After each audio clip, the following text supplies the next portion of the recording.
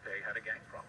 And why does it seem like there's so many First Nations and Métis members in gangs and creating their own Aboriginal specific gangs in the city? The common denominator I think that they would have is poverty. The gang makes a lot of promises. They promise money, they promise employment by virtue of drug trafficking, they promise brotherhood, respect, love, all these things that the gang promises to these kids that don't get it in their Yeah, and that's what you call scripted media. Those things are false promises.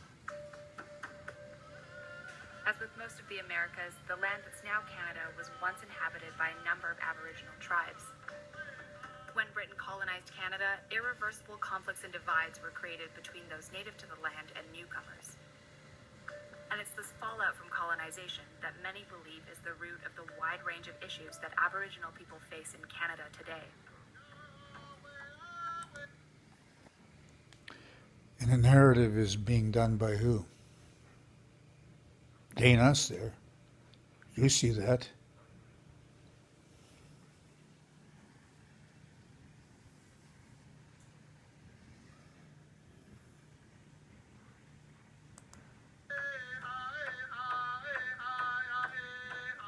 We went to the Saugeen First Nations Reserve outside of the city to meet with an elder and community teacher named Eric Crochette.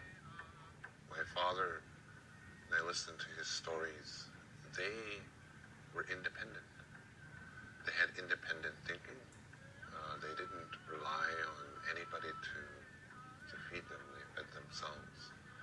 They looked after themselves, and they did it from the land. So what ended up happening was that the government kind of created this dependency, right? When they forced our people onto this reserve. In addition to essentially imprisoning Aboriginal people on reserves, Canada also systematically tried to strip them of their culture and way of life with the creation of what were known as residential schools. Indian residential schools were created as early as 1840, and by 1884, attendance was mandatory for all Aboriginal people under the age of 16. Large numbers of Aboriginal people's children were This guy, Jim Silver, I had the opportunity to listen to and in some of his courses back in the early 2000 or 1999. But again, pay attention to the narrative, who's telling the stories here.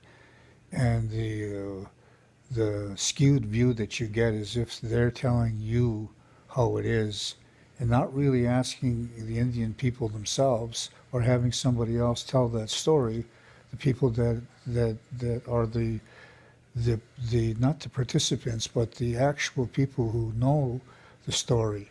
They're not asking them, they're asking them to regurgitate and to tell you what they think. For me, this is an example of how the narrative is always placed to an audience that doesn't really have the skill or perhaps the knowledge that this is not an Indigenous perspective. This is sort of a sensationalist, graphic, and you really got to think about that because they're not talking to any of the gang members in there that are they're giving them little cameo shots, and of course they're going to come off unpolished, unrefined, or whatever you may think of them. Some of these young men and people are people I know. My nephews are in those prisons. That prison system has changed and evolved, just like Indian people have adapted. They've adapted to the climate and to the things that they face. So just back to the story again, and I'll finish up on some of it. Thanks.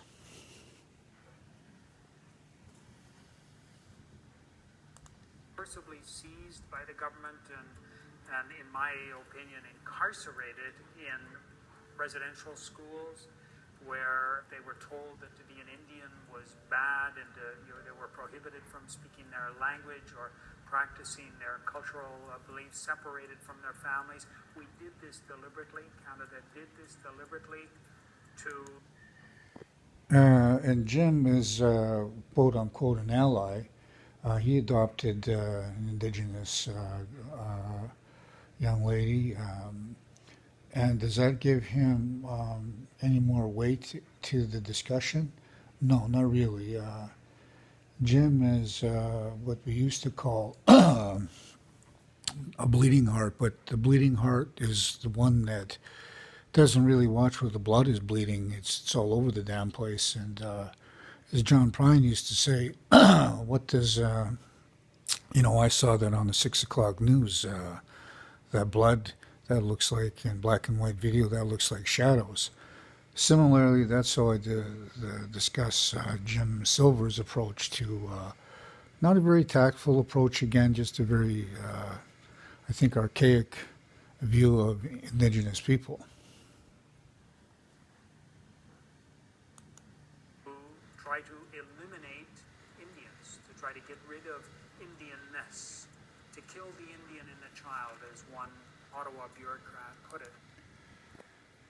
Now, the narrative again for us and for me is that how many times do you need to hear that? And again, that narrative is coming from an Indigenous scholar.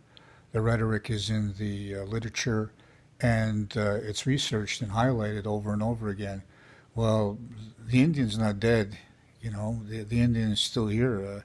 If you can see yourself or me, then I rest my case, or it's logic. So again, thinking about this concretely, you have to think about the words and what they're really saying, and again, how that stuff is developed over time and just portrayed inaccurately in media.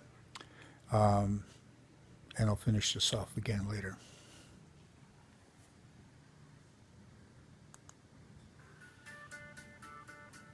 In the 1960s, Manitoba's hydroelectric projects flooded and devastated the traditional hunting and fishing grounds of Aboriginal people. That forced them to move in droves from the reserves to the city. Many of them arrived without job skills and settled in the poorest, most dangerous neighborhoods.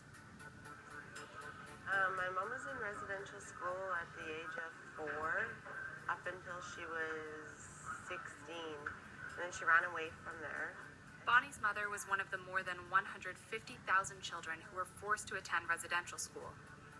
While she was in residential school, she was abused, like physically, mentally, emotionally, wasn't allowed to speak her language. What would happen if she spoke her language? She would get beaten with a ruler or a whip, or they chopped off all her hair.